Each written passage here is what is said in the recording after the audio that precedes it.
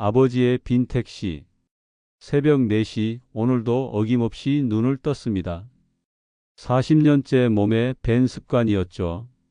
아내가 이미 밥상을 차려놓고 있었습니다. 오늘도 일찍 나가시려고요? 이제 그만 좀 쉬세요. 70이 넘으셨잖아요. 뭘 쉬어? 아직 팔팔한데? 택시 운전대 잡는 게 제일 편해. 택시에 시동을 걸었습니다. 2003년식 소나타, 주행거리 98만 킬로미터. 이 차와 함께한 세월이 벌써 20년이 넘었습니다. 그런데 그날따라 이상했습니다. 분명 집을 나섰는데 어디로 가야 할지 갑자기 멍해졌습니다. 이상하네. 내가 왜 여기 있지? 핸드폰이 울렸습니다. 여보, 어디세요? 병원 예약 잊으셨어요? 병원 진료실 의사의 표정이 심상치 않았습니다. 어르신 검사 결과가 나왔는데요. 초기 알츠하이머 증상이 보입니다. 귀가 멍했습니다. 내가 치매라고? 아내의 손이 떨리는 게 느껴졌습니다. 나는 애써 담담한 척했습니다. 그래도 초기라면 아직 시간이 있다는 거죠? 네, 약물 치료와 함께 관리하시면 진행을 늦출 수 있습니다. 하지만 운전은 집으로 돌아오는 길 택시 안에서 나는 결심했습니다. 아직 기억이 선명할 때 내가 해야 할 일들을 정리하자. 그날 밤 나는 오래된 수첩을 꺼냈습니다. 40년간 택시를 운전하며 적어둔 메모들이었습니다.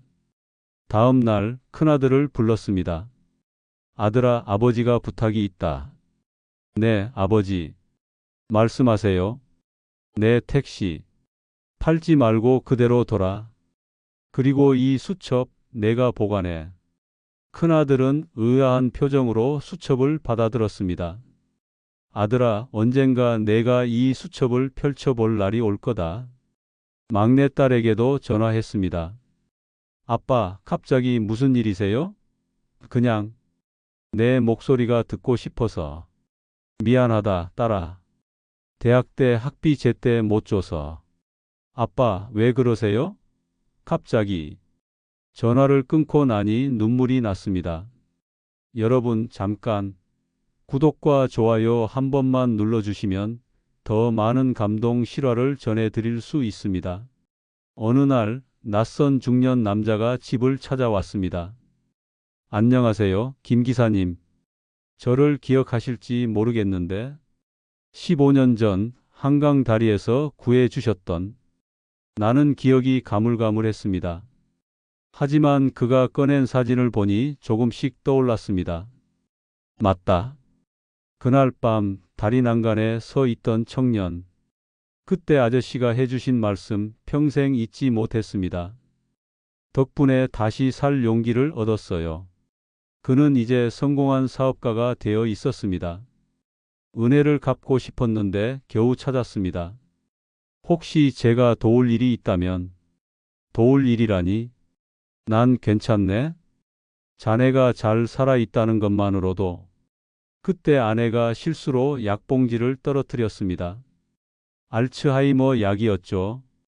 며칠 후 둘째 아들이 황급히 집으로 왔습니다. 아버지, 이게 뭡니까? 신문에 아버지 얘기가 났어요. 신문 기사의 제목이 눈에 들어왔습니다.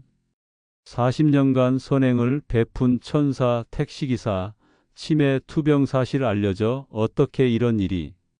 알고 보니 15년 전 구했던 그 사업가가 SNS에 사연을 올렸고 그것이 화제가 된 것이었습니다. 댓글들이 쏟아졌습니다. 1987년 교통사고 때 병원까지 태워주시고 치료비까지 주신 분이세요. IMF 때 실직해서 죽고 싶었는데 택시비도 안 받으시고 용기를 주셨어요. 우리 어머니 수술비 보태주신 그 기사님이시네요. 큰아들이 아버지의 수첩을 펼쳐보기 시작했습니다. 거기엔 날짜와 함께 짧은 메모들이 빼곡했습니다. 오늘 청년 한 명 구함. 이름은 모름 할머니 병원비 50만 원 전달 고아원에 쌀 20포 기부. 어느 날 새벽 나는 집을 나섰습니다. 택시키를 들고 오늘도 손님을 태워야지. 하지만 택시는 없었습니다. 아니, 내가 어디에 있는지도 몰랐습니다. 여기가 어디지? 경찰서에서 연락이 왔을 때 가족들은 모두 달려왔습니다. 다행히 큰 사고는 없었습니다. 동네 분들이 금방 알아보시고 막내딸이 울면서 나를 안았습니다. 아빠, 우리가 있잖아요. 이제 우리가 아빠를 태우고 다닐게요. 미안하다, 얘들아. 아빠가 짐이 되는구나. 큰아들이 아버지의 수첩을 모두 정리했습니다. 그리고 가족회의를 열었습니다. 아버지가 40년 동안 매달 수입의 10%를 고아원에 기부하셨대요. 우리한텐 돈 없다고 하시면서. 뭐라고? 그래서 우리가 그렇게 힘들게 알고 있었어요. 하지만 아버님이 말리셨죠.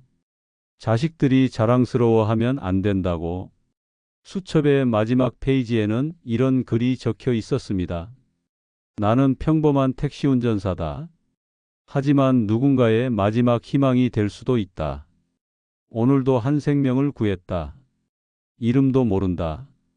하지만 그가 살아서 다행이다. 내 자식들아, 미안하다. 그리고 고맙다. 막내딸이 흐느꼈습니다. 아빠가 우리보다 더 큰 사랑을 실천하고 계셨네요. 구독 버튼 아직 안 누르셨나요? 매주 새로운 감동 실화로 찾아뵙겠습니다. 그날 이후 놀라운 일들이 일어났습니다. 아버지가 도왔던 사람들이 하나둘 나타나기 시작한 거예요. 어떤 이는 매달 생활비를 보내왔고 어떤 이는 병원비를 대신 내주었습니다. 심지어 한 의사는 무료로 왕진을 와주기도 했죠. 김 기사님은 제 생명의 은인이세요.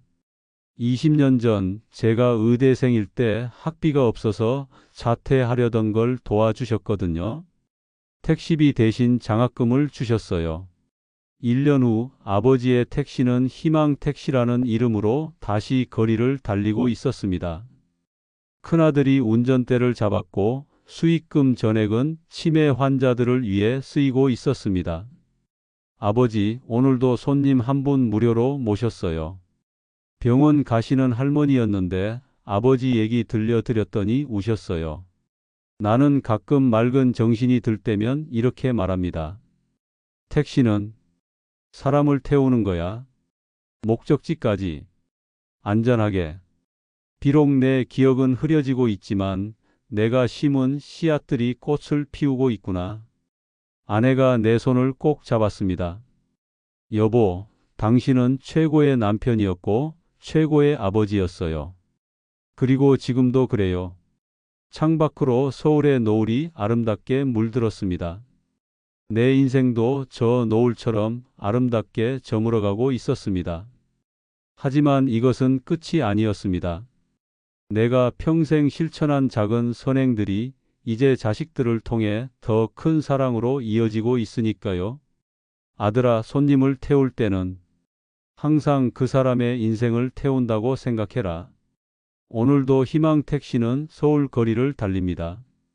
아버지의 정신을 이어받은 자식들이 그리고 아버지가 도왔던 수많은 사람들이 함께 만들어가는 희망의 릴레이. 한 평범한 택시기사가 남긴 것은 단순한 기억이 아니라 살아 숨쉬는 사랑의 유산이었습니다. 감동이셨나요? 구독과 알림 설정하시고 부모님께도 이 이야기를 꼭 공유해 주세요. 다음 주에는 더 따뜻한 이야기로 찾아뵙겠습니다.